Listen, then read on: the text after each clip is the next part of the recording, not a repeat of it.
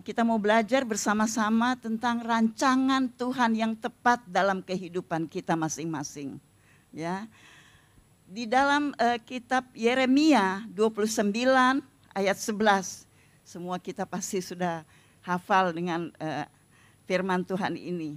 Ya, firman Tuhan bicara berkata, sebab aku ini mengetahui rancangan-rancangan apa yang ada padaku mengenai kamu.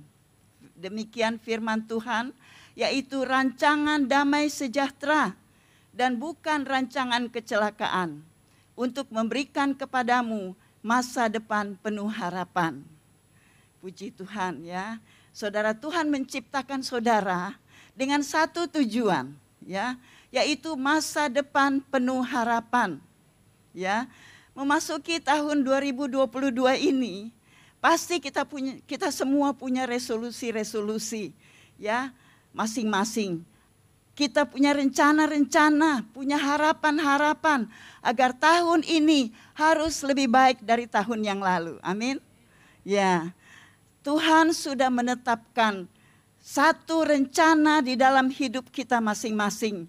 Dan kalau Dia sudah menetapkan rencana yang rencana Tuhan dalam hidup kita, pasti Tuhan akan memberikan kekuatan untuk menyelesaikan setiap rencana Tuhan dalam hidup kita. Amin, saudara. Ya, jadi saudara yang dikasihi Tuhan, tapi ingat, rencana musuh adalah mengeluarkan kita dari rencana ilahi, dari kehendak Tuhan. Ya, semua rencana itu pasti ada awalnya. Ya. Takdir dicapai dengan kepekaan untuk mengerti, ya, ketika Tuhan kirim, ya, kepada kita peta perjalanannya supaya kita dapat menuju kepada tujuan yang Tuhan sediakan, ya, pasti, ya, Tuhan akan menyertai kita. Ya, saya ingat, bukan cuma saya ingat, berapa banyak dari kita yang tahu dari sejak kecil kita akan jadi begini. Seperti saat ini.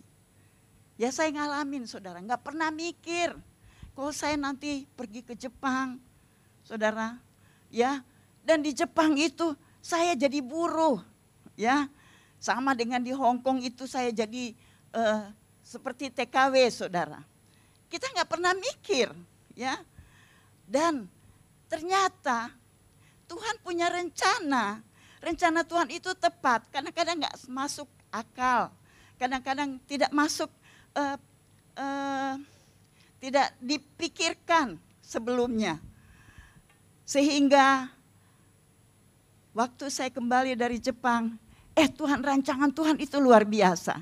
Ternyata pengalaman saya bekerja di Hong Kong, Tuhan mau persiapkan untuk rancangan yang indah, yang terbaik yang Tuhan sediakan, yaitu supaya saya boleh diperlengkapi untuk belajar firman Tuhan, ya, untuk diperlengkapi supaya saya bisa melayani orang-orang, ya, jemaat yang ada di Hong Kong, TKW yang ada di Hong Kong. Jadi pengalaman-pengalaman kita, apakah itu baik atau mungkin buat kita tidak enak, ya, tapi Tuhan punya rencana di dalam setiap kehidupan kita, ya. Untuk apa? Untuk supaya kita boleh memuliakan Tuhan. Nah, saudara yang dikasihi Tuhan, saya percaya, ya, Tuhan tuh benar-benar punya rancangan yang indah bagi hidup kita. Oleh sebab itu kita perlu berdoa, ya, untuk wawasan istimewa dalam hidup kita, agar rencana Allah, rancangan masa depan yang penuh harapan, itu rancangan yang tepat itu boleh terjadi di dalam kehidupan kita masing-masing. Nah, saudara yang dikasihi Tuhan, di dalam 1 Korintus 2 ayat 9 dikatakan, tetapi seperti ada tertulis, apa yang tidak pernah dilihat oleh mata dan tidak pernah didengar oleh telinga dan tidak pernah timbul di dalam hati manusia, semua itu yang disediakan Allah untuk mereka yang mengasihi Dia. Amin, saudara, luar biasa. Jadi saudara, kita nggak perlu takut. Masa lalu kita mungkin suram, saudara. Masa lalu kita mungkin tidak baik. Tapi percaya, waktu kita mengikuti kehendak Tuhan, waktu kita taat, ya, melakukan panggilan Tuhan yang Tuhan sudah sediakan melalui peta perjalanan bagi kehidupan kita. Percaya saudara, Tuhan akan bawa kita melebihi dari apa yang kita pikirkan, melebihi dari apa yang belum timbul dari hati kita masing-masing, dan melebihi dari apa yang belum kita dengar dengan telinga. Luar biasa saudara. Jadi saudara yang dikasihi Tuhan, rancangan Tuhan itu tidak terduga. Ya. Rancangan Tuhan sering datang melalui kejadian-kejadian yang tak terduga, yang memaksa saudara ke arah yang tidak pernah saudara pikirkan. Saya ingat saudara, waktu saya menikah, saya nggak pernah pikir saya akan ke Jakarta atau saya akan ke Jepang. Tidak pernah terpikir. Tapi karena keadaan suami meninggal, saya harus bagaimana caranya supaya saya bisa keluar dari masalah-masalah yang sedang saya hadapi. Karena anak-anak masih perlu ya dibiayai. Tuhan bukan secara paksa, tetapi keadaan itu Tuhan pakai untuk kita masuk di dalam rencana Tuhan, ya. Jadi bukan kebetulan, kita nggak percaya dengan kebetulan, amin. Bahwa semua yang kita alami, semua yang kita lewati itu di dalamnya ada rencana Tuhan. Jadi kita nggak perlu takut, nggak perlu kecewa saudara. Kalau kita menghadapi proses demi proses di dalam kehidupan kita. Karena kita percaya Tuhan punya rancangan yang terbaik dalam hidup kita masing-masing. Jadi saudara yang dikasihi Tuhan, Esther, ya saya mau kupas tentang Esther ya. Dia mengalami pimpinan Tuhan yang sudah ditetapkan untuk memberi dia tugas di tempat lahirnya, ya. Nah, kitab Esther ini dibuka dengan sebuah perjamuan besar selama 7 hari di istana, ya, di istana Ahasveros. Dan saudara, waktu perjamuan ini wanita-wanita cantik ditampilkan untuk menari di depan raja dan pembesar-pembesar, ya. Dan wanita-wanita cantik ini menari di hadapan raja dan para pembesar-pembesarnya, saudara. Dan sesudah itu mengikuti adat istiadat dari kerajaan Persia ini bahwa ratu akan tampil di saat terakhir dan raja memanggil ratu, ya, untuk menari. Tapi yang tidak biasa adalah ratu menolak, tidak muncul sehingga salah satu pembesarnya berseru dalam Esther 1 ayat 17 sampai 18. Karena kelakuan sang ratu itu akan merata kepada semua perempuan sehingga mereka tidak menghiraukan suaminya apabila diceritakan orang.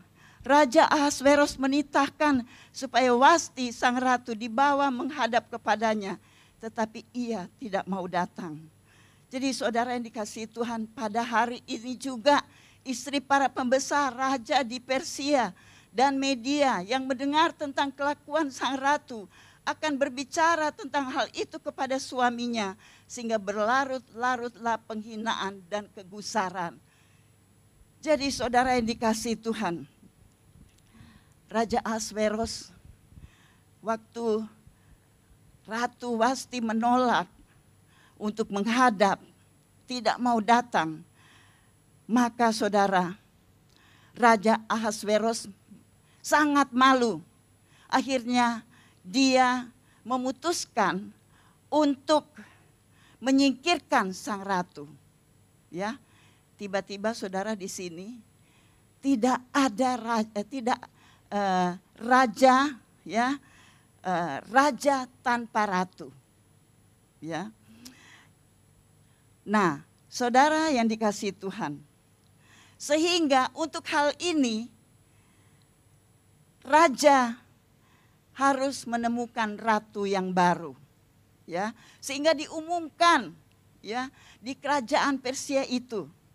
Untuk apa? Untuk saudara, untuk adakan kontes wanita-wanita cantik pada waktu itu, saudara. Nah, akhirnya didapati dari seluruh provinsi kerajaan itu 127 wanita-wanita cantik. Ya. Mereka diseleksi untuk dinilai oleh raja. Ester adalah salah seorang dari mereka. Ya. Sikap ratu yang fatal menyiapkan jalan bagi Tuhan yang lebih tinggi. Ya. Dan saudara, kadang ketika segalanya berjalan tanpa dapat dijelaskan, kenapa sih mesti ada ratu yang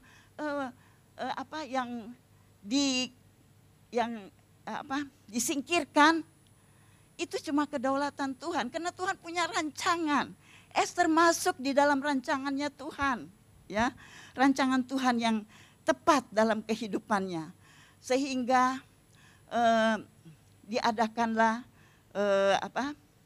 kontes pemilihan, saudara. Dan saudara, kita tahu persis bahwa paman dari Ester adalah Mordekai, ya. Dia yang membesarkan Ester dan mengurus untuk hal yang besar. Mordekai mengajarkan tentang hubungan, ya, sebuah perjanjian dengan Tuhan. Jadi itu yang ditanamkan, yaitu harus mengikuti apa yang menjadi kehendak dan perintah Tuhan. Nah, itu yang ditanamkan oleh Mordekai. Seringkali seperti Ester juga, kita lalai akan rancangan Tuhan untuk kita. Ester mungkin bermimpi, ya, dia nanti membangun hubungan, ya, dalam keluarga Yahudi yang tradisional, menjalani kehidupan biasa, punya tunangan dan rencana untuk menikah dengan orang yang biasa, saudara. Ya, sementara kita merencanakan perkara sehari-hari, ya, Tuhan merancangkan peluang, ya, merancangkan peluang yang besar, yang adikodrati di dalam kehidupan kita, ya. Nah, Roma 8 ayat 28 mengatakan bahwa Tuhan turut bekerja dalam segala sesuatu untuk mendatangkan kebaikan bagi orang-orang yang mengasihi Dia. Seorang yang saleh meletakkan dasar iman, ya, pada masa kanak-kanak Ester untuk menyiapkan bagi Ester tugas dalam kehidupan selanjutnya. Nah, ketika raja memilih Ester, Ester sudah dipersiapkan secara psikologis dan rohani untuk menjadi orang besar. Tuhan menyediakan mentor sepanjang jalan untuk memberikan wawasan, hikmat dan petunjuk. Ester punya Mordekai, ya, yang jadi mentor dalam hidupnya. Ruth punya Naomi yang jadi mentor dalam hidupnya, saudara. Timotius punya mentor iman dari ibunya dan neneknya, Lois.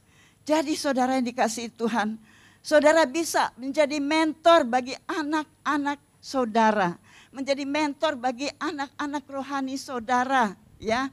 Saudara boleh menyiapkan, ya, untuk generasi seterusnya, ya, kalau kita semua mau mengikuti rancangan Tuhan yang tepat di dalam kehidupan kita. Jadi ketika raja memilih Ester, dia sudah dipersiapkan, saudara. Bagi Ester di istana, dia menjalani proses pemurnian. Jadi walaupun dia udah ke istana, dia juga harus mengalami proses pemurnian, yaitu disiplin. Ya, masuk di istana raja itu bukan mudah saudara ya. Pertama saudara, Ester harus berendam dalam minyak selama 6 bulan. Ya, kita bisa baca di dalam Ester 2 ayatnya yang ke-12.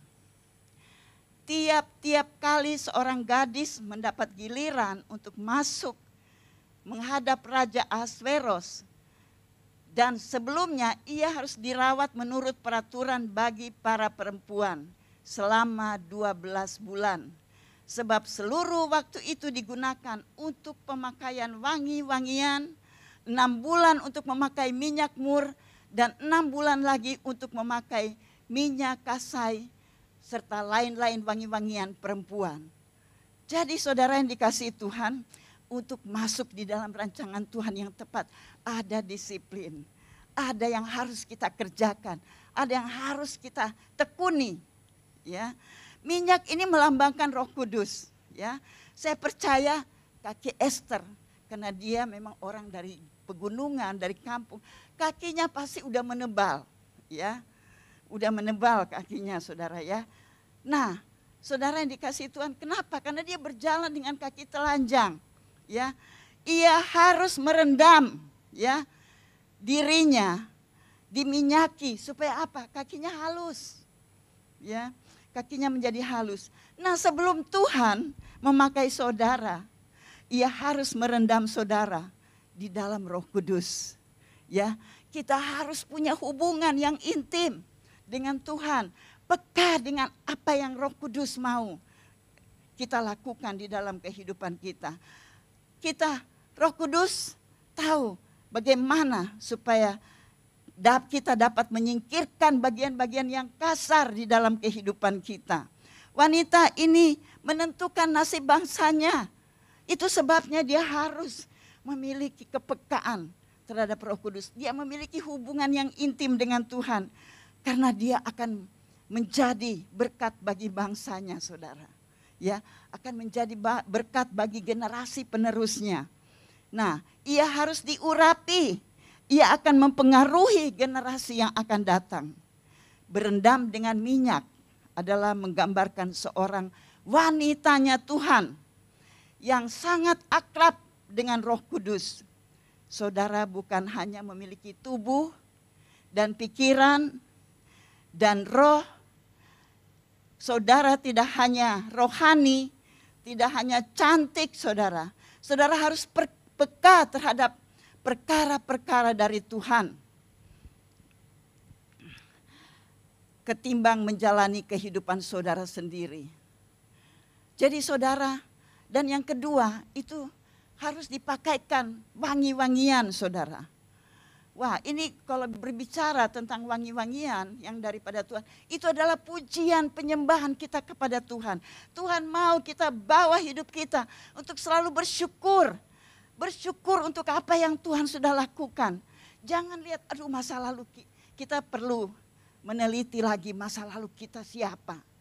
Kalau kita sudah ada di tempat, di rancangan Tuhan yang luar biasa, maka kita lihat bahwa Tuhan itu luar biasa. Ya, Tuhan itu besar, Tuhan itu dahsyat saudara. Dia sungguh-sungguh mengasihi kita. Ya, waktu kita menyembah memuji Tuhan, kita mengikat belenggu-belenggu iblis saudara. Ya, waktu kita menyembah memuji Tuhan, iblis dikalahkan. Iblis tidak tahan untuk tinggal di dalam hadirat Tuhan. Waktu kita menyembah memuji Tuhan saudara, mengucap syukur dengan mulut puji-pujian kita kepada Tuhan, maka kita akan melihat bahwa hadirat Tuhan akan membuat hati kita tenang. Hadirat Tuhan akan membuat hati kita tentram. Hadirat Tuhan akan membuat hati kita menjadi lembut saudara, menjadi kuat di dalam Tuhan. Jadi saudara yang dikasihi Tuhan, ini yang Tuhan inginkan bagi wanitanya Tuhan. Tuhan mau supaya benar-benar kita mengikuti contoh teladan dari Ester. Saudara ingat, waktu Ester menghadapi tantangan, saudara, dia merendahkan diri. Dia berdoa dan berpuasa. Karena apa? Waktu saudara kita dibawa dalam rancangan Tuhan yang tepat, saudara, ingat ada musuh yang sedang mengintai, yang ingin membinasakan kehidupan kita, membinasakan keluarga kita, membinasakan rumah tangga kita, saudara. Kalau kita nggak dekat dengan Tuhan, saudara, kita akan melihat bahwa semua yang kita kerjakan akan sia-sia. Tapi waktu kita melekat kepada Tuhan, waktu kita menyembah, bersyukur apapun situasi, apapun keadaan saudara, waktu kita datang menyembah Tuhan, waktu kita datang di dalam hadirat Tuhan, waktu kita datang bersyukur, karena kita tahu Allah yang kita sembah, Allah yang hidup, yang sangat memperhatikan dan memperdulikan hidup kita. Dia Allah yang besar, lebih besar dari setiap persoalan dan pergumulan hidup kita. Sehingga saudara, kita melihat dengan keintimannya, ada bau harum, ada wangi-wangian. Sehingga waktu dia akan menghadap Raja Ahasveros, saudara, sebelum tiba, saudara, Tuhan sudah hadir di situ. Itu yang membuat Raja bisa mengulurkan tongkat kemurahannya. Sehingga saudara, apa yang terjadi? Akhirnya Esther dapat menyelamatkan bangsanya. Jadi saudara yang dikasihi Tuhan, kita ada di tempat ini. Tuhan punya rancangan yang luar biasa dalam hidup kita. Ya, Tuhan punya rancangan yang tepat. Jangan keluar ya dari rancangan Tuhan, supaya hidup kita dibuat akan mengalami kemenangan demi kemenangan. Apapun yang dirancangkan oleh musuh untuk membuat kita hancur, musuh itu selalu mau membinasakan. Yohanes 10 ayat 10 katakan, iblis hanya mencuri, iblis datang hanya untuk mencuri, ya, membunuh dan membinasakan. Tapi aku datang supaya mereka mempunyai hidup dan mempunyainya dalam segala kelimpahan. Itu Yohanes 10 ayat 10. Jadi saudara yang dikasihi Tuhan, waktu kita mau datang kepada Tuhan, iblis tidak punya kuasa untuk mencuri damai sejahtera kita. Iblis tidak punya kuasa untuk membunuh iman kita. Iblis tidak punya kuasa untuk menghancurkan kehidupan kita, menghancurkan keluarga kita, menghancurkan generasi yang Tuhan sudah percayakan di dalam kehidupan kita. Jadi saudara yang dikasihi Tuhan, dan pada akhirnya saudara, kita melihat Esther adalah satu contoh yang menggenapi panggilan Tuhan, rancangan Tuhan yang tepat di dalam kehidupannya. Ini contoh yang perlu kita terima, ya. Ayo jalin hubungan kita dengan Tuhan. Dan yang terakhir saudara, contoh yang tidak mengikuti rancangan yang tepat dari Tuhan, yaitu Lot. Ya, istri Lot, bukan Lot ya, istri Lot. Kenapa? Karena dia ada di dalam lingkungan orang-orang yang tidak melakukan kehendak Tuhan. Ya, istri Lot, saudara, dan Lot ada di tempat yang sepertinya makmur, sepertinya baik, luar biasa. Tetapi saudara, semua yang baik bagi dunia ini akan binasa, saudara. Ya, akan binasa, saudara. Baik itu harta, kekuasaan, dan juga dan segalanya yang diidam-idamkan oleh dunia ini, itu akan hilang, akan lenyap. Amin, saudara. Saya ingat ya, kalau kita lihat di berita-berita, di televisi, di media-media, saudara. Aduh, sekaya apapun saudara, ya, sehebat apapun saudara, ya, sebesar apapun, ya, pendidikan saudara, kalau Tuhan panggil, kalau saya lihat yang lalu, saudara, di televisi, itu lagi berhenti, jadi dia nggak ngapa-ngapain, saudara, lagi berhenti di perempatan, di lampu merah, tiba-tiba truk datang, saudara, wah, menimpas berapa kendaraan, sampai ada 19 orang yang meninggal, belum yang luka-luka. hidup kita ini hanya seperti uap, ya, sebentar lenyap, ya. Jadi itu semua yang kita kejar di dunia ini akan lenyap, saudara, ya. Tapi yang Tuhan cari yaitu apakah kita punya iman di bumi ini. Tuhan nggak cari kehebatan kita, Tuhan nggak cari kepandaian kita, tidak, saudara. Yang Tuhan cari, adakah imanmu di bumi? Adakah iman di bumi? Jadi saudara yang dikasihi Tuhan, kita belajar daripada istri Lot, ya. Dia tidak melakukan rancangan Tuhan. Dia sudah disuruh lari karena ini Sodom akan dibinasakan, saudara. Sudah diperingatkan. Bahkan sudah waktunya, mereka masih berlambat-lambat. Ditarik sama malaikat, saudara, supaya mereka diselamatkan. Tapi saudara, mereka lari. Mereka tetap lari. Tapi istri Lot masih melihat ke belakang, saudara. Masih menginginkan semua yang ada di dunia, saudara. Apa yang terjadi? Akhirnya istri Lot ini menjadi monumen, ya, monumen kebinasaan, saudara. Saudara yang dikasihi Tuhan, jadi peringatan buat kita.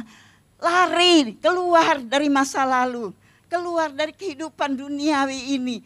Datang, ya, lakukan kehendak Tuhan. Saat kita melakukan panggilan Tuhan, rencana Tuhan dalam hidup kita, maka kita akan melihat rancangan-rancangan damai sejahtera, rancangan masa depan yang penuh harapan.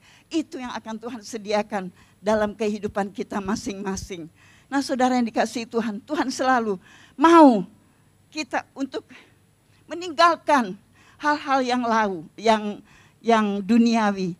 Tuhan mau kita berlari mengejar tujuan yang Tuhan sediakan, yaitu masa depan yang penuh harapan. Amin. Tuhan memberkati.